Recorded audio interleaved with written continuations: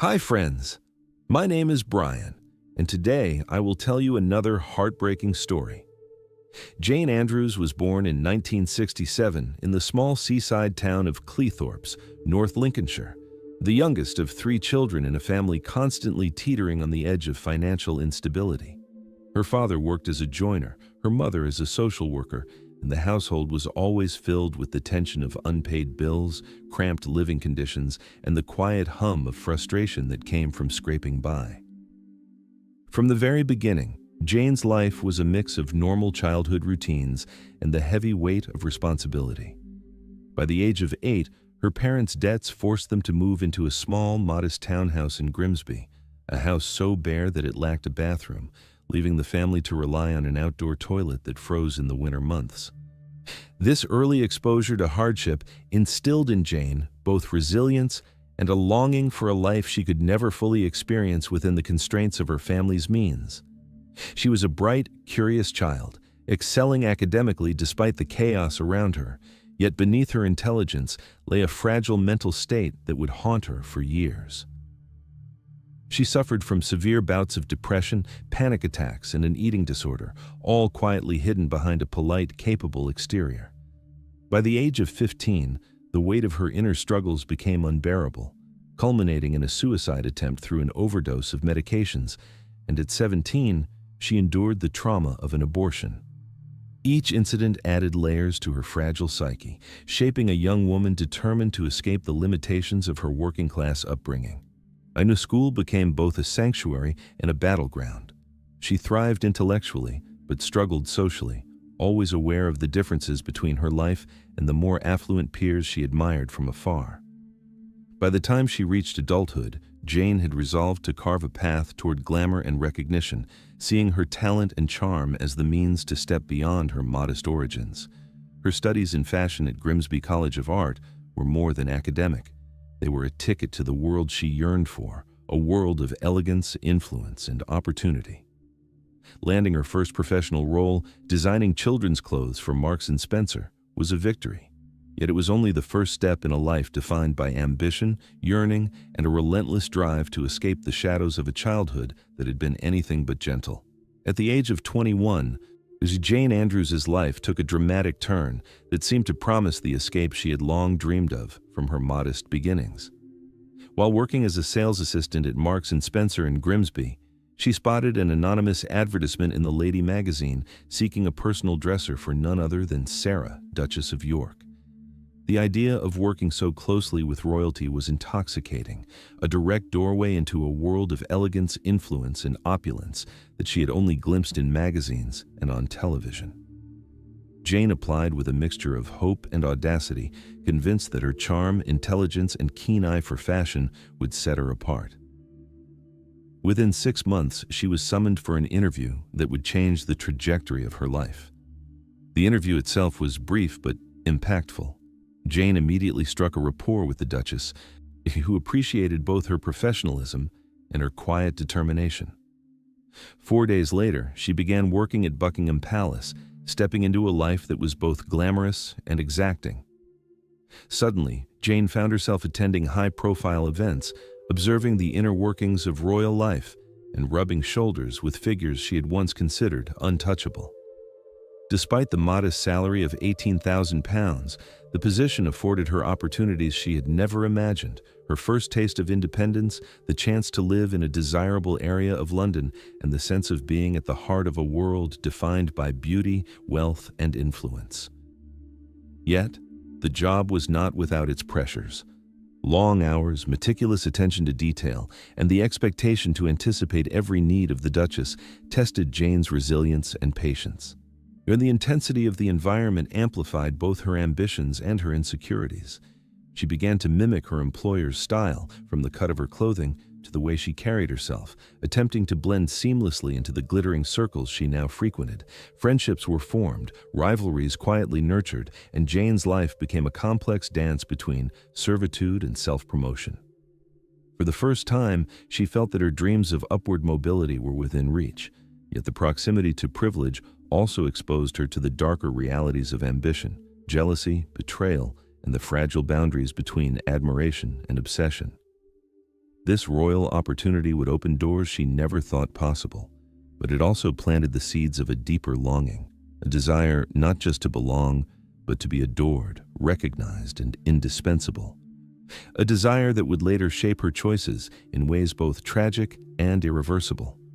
After her whirlwind years in the royal household, Jane Andrews found herself at a crossroads.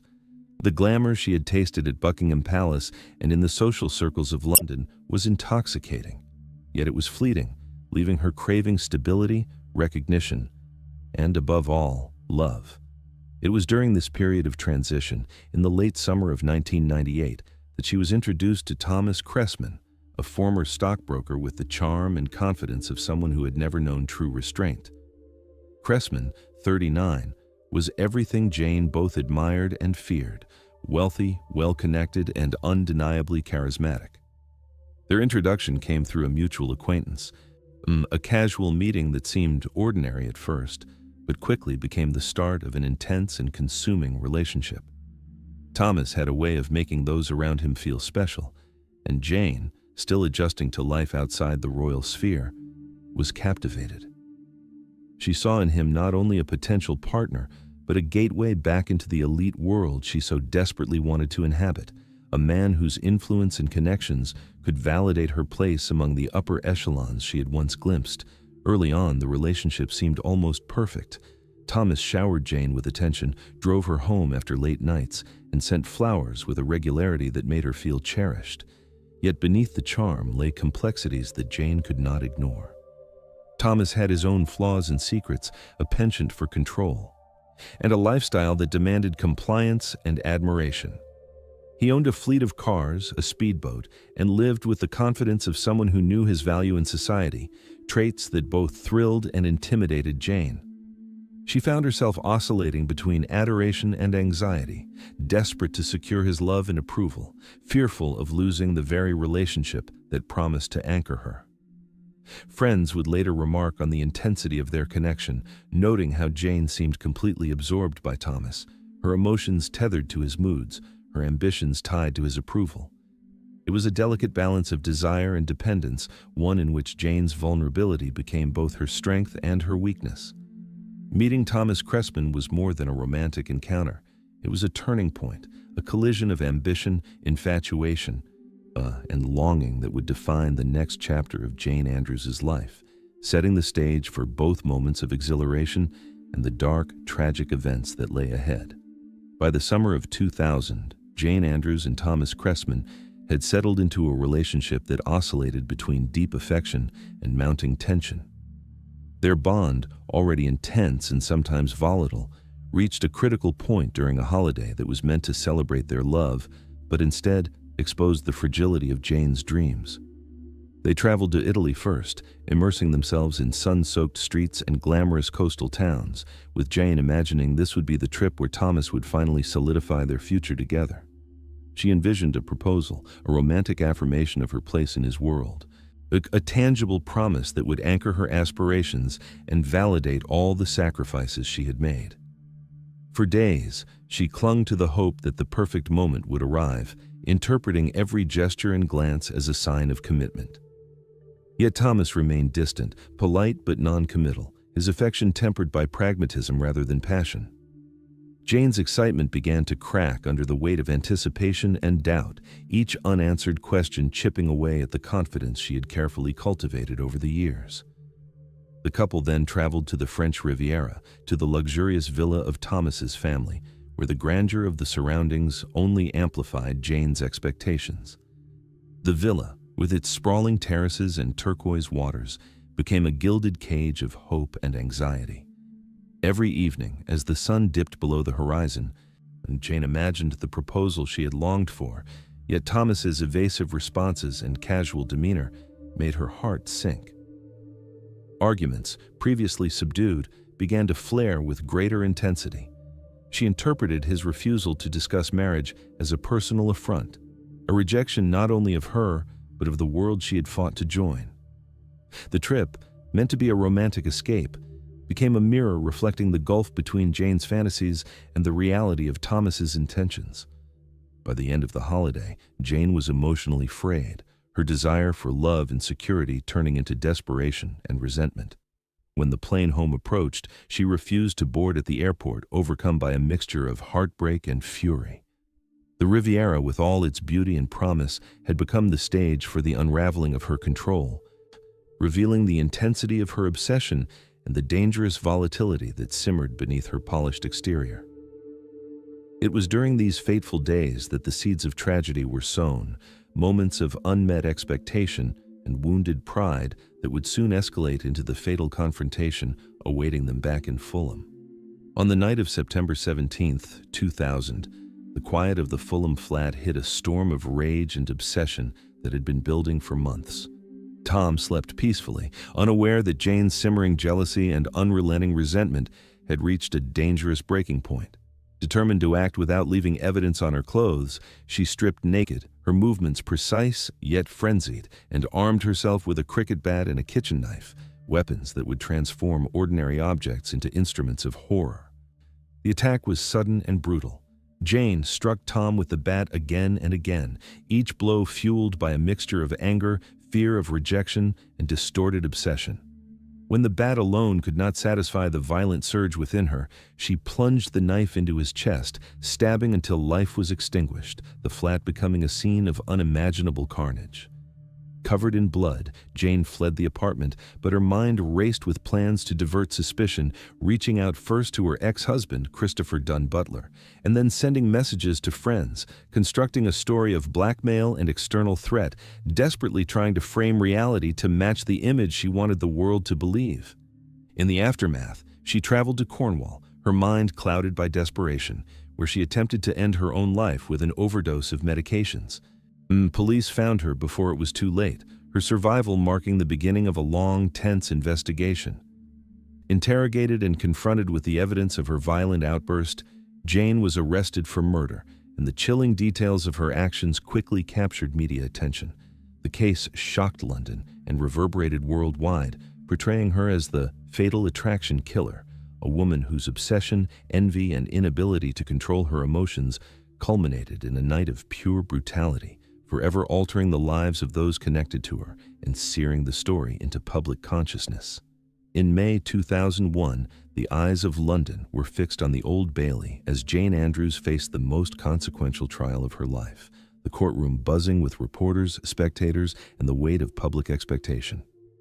The prosecution painted a stark picture of premeditated rage, arguing that jealousy and revenge had driven Jane to commit a calculated and brutal murder, while Jane's defense team countered with a narrative of self-defense, provocation, and diminished responsibility, emphasizing her mental instability.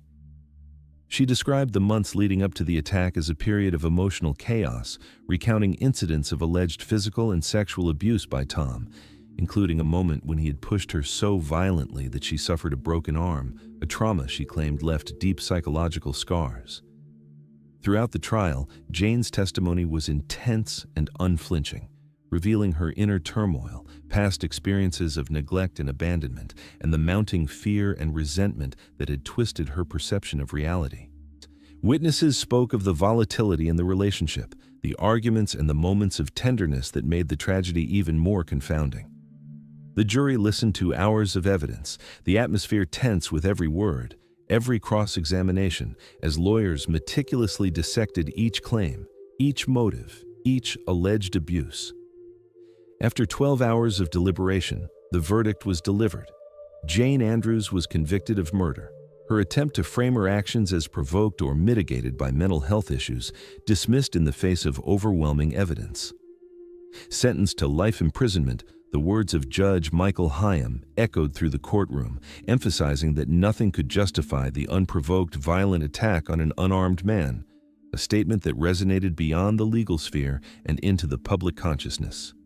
The trial captivated the nation, blending sensational headlines with intense debate over love, obsession, and the limits of human behavior, cementing Jane's case as one of the most notorious and discussed murder trials in early 2000s Britain, a story that would remain etched in memory as a chilling exploration of passion turned lethal. Jane Andrews entered the harsh reality of prison life, with the weight of her conviction pressing down on her, moving through the corridors of high-security facilities where every step reminded her of the life she had lost and the crime that had defined her. She struggled to adapt, grappling with the rigid routines, the isolation, and the constant scrutiny from guards and fellow inmates. Yet she insisted that she sought understanding, not sympathy, hoping that the world could see beyond the headlines to the complex web of her emotions and experiences. During this period, she was formally diagnosed with borderline personality disorder, a revelation that helped explain the extremes of her behavior, the oscillation between vulnerability and volatility that had marked her relationships and ultimately culminated in tragedy. Despite the confines of prison walls, Jane maintained a connection with the outside world through correspondence with journalists, writing letters and interviews in which she detailed her life with Tom, the pressures of her upbringing, and the psychological turmoil that had driven her to murder, presenting herself as a product of circumstance and emotional instability rather than sheer malice. My friends and acquaintances who remained in contact described a woman of contradictions, deeply damaged, yet at times remarkably charming, intelligent and engaging, with a charisma that could draw people in even as her instability threatened to push them away. Her reflections often oscillated between remorse, self-justification, and an acute awareness of the permanent consequences of her actions, revealing a mind constantly at war with itself. Prison became both a punishment and a mirror, a space where Jane confronted the layers of her personality, her obsessions, and the decisions that had irrevocably changed the lives of everyone involved. Observers noted that while she had lost her freedom, her story continued to captivate public imagination, a cautionary tale of love, jealousy, and psychological fracture, demonstrating how brilliance and instability can coexist in a single, tragic life. In the quiet moments behind bars, Jane Andrews' existence was a mixture of reflection, regret, and a persistent desire to be understood, a life lived at the intersection of notoriety, vulnerability, and unrelenting scrutiny from a world that both condemned and remained fascinated by her. In November 2009, after 9 years behind bars, Jane Andrews executed an audacious escape from East Sutton Park Prison in Kent, defying the very institutions designed to contain her. The planning and impulsiveness of her breakout reflected the ongoing struggle between her desire for freedom and the rigid confines of her incarceration, a tension that had defined much of her time in custody. For 3 days, she tasted liberation, moving through the shadows of Kent, a fugitive in a world that had long since judged her, the thrill of autonomy colliding with the reality of being hunted. Authorities tracked her relentlessly, and eventually, she was located at a hotel just 6 miles from the prison, calmly staying with her family, a move that revealed both her audacity and a dependence on familiar ties in moments of crisis. While she faced no formal charge for absconding, the episode sent ripples through the public consciousness, reinforcing the image of Jane as unpredictable, volatile, and continuously at odds with the boundaries imposed upon her. Media coverage framed the escape as both shocking and almost cinematic, highlighting the paradox of her life, a mixture of ambition, glamour, and tragedy that never seemed to settle into the neat lines society demands. Within the walls of her prison cell, Jane had often struggled with control, impulsivity, and her mental health, and the escape became a stark manifestation of those enduring conflicts, a moment where desperation, ingenuity, and a longing for agency converged. Observers could not ignore the symbolism. A woman once feted in the public eye for her charm and elegance, now navigating the precarious margins of freedom, even briefly, against a backdrop of notoriety and consequence. The 3 days of escape crystallized the enduring fascination surrounding Jane Andrews, a life story continually oscillating between calculated choices and spontaneous acts, a narrative that combined the allure of rebellion with the sobering reminder of the irrevocable impact of her past actions. By the time she was returned to custody, Jane's brief taste of freedom had etched itself into the collective imagination, a fleeting but potent reminder of a woman whose life remained a study in contrasts, controlled and chaotic, glamorous and tragic, infamous yet endlessly compelling. Jane Andrews remains behind bars, her life constrained by the consequences of a single night that irrevocably altered her path, while parole hearings continue to highlight the ongoing debate over her potential release. Prison officials, psychologists, and the parole board consistently express concern over her lack of remorse, impulsive tendencies, and the instability that has defined both her personal life and her interactions with authority. The public remains fascinated by her story, a mixture of glamour, notoriety, and tragedy that resists easy categorization. Sarah Ferguson, like the Duchess of York, who had once been her employer and mentor, voiced relief at Jane's continued incarceration, emphasizing the danger posed by someone whose charm and intelligence were matched by volatility and obsession. Despite this, Jane's life has not been devoid of attempts at self-reflection. She has participated in counseling and correspondence programs, writing about her past with candor, yet the shadow of her crime looms large, tempering any perception of rehabilitation. Friends and former acquaintances describe her as a woman of extraordinary complexity, ambitious, witty, and engaging, yet deeply scarred by unresolved trauma and psychological instability, traits that converged in the act of murder. Her story serves as a cautionary tale, a striking example of how unchecked obsession, emotional turmoil, and a desire for status can escalate into catastrophic outcomes. The British media has repeatedly revisited her case, chronicling her rise from a glamorous secretary in royal circles to a convicted murderer, and then to a figure whose life behind bars continues to captivate the public imagination. Jane's legacy in true crime history is not simply that of a criminal, but of a human being whose flaws and desires collided in the most tragic of ways, leaving behind an enduring narrative of shock, fascination, and warning. Her life story continues to spark discussions about mental health, justice, and the intersection of privilege and accountability, ensuring that her name remains etched in the annals of British criminal history as both a figure of intrigue and a symbol of the destructive potential of ambition gone awry.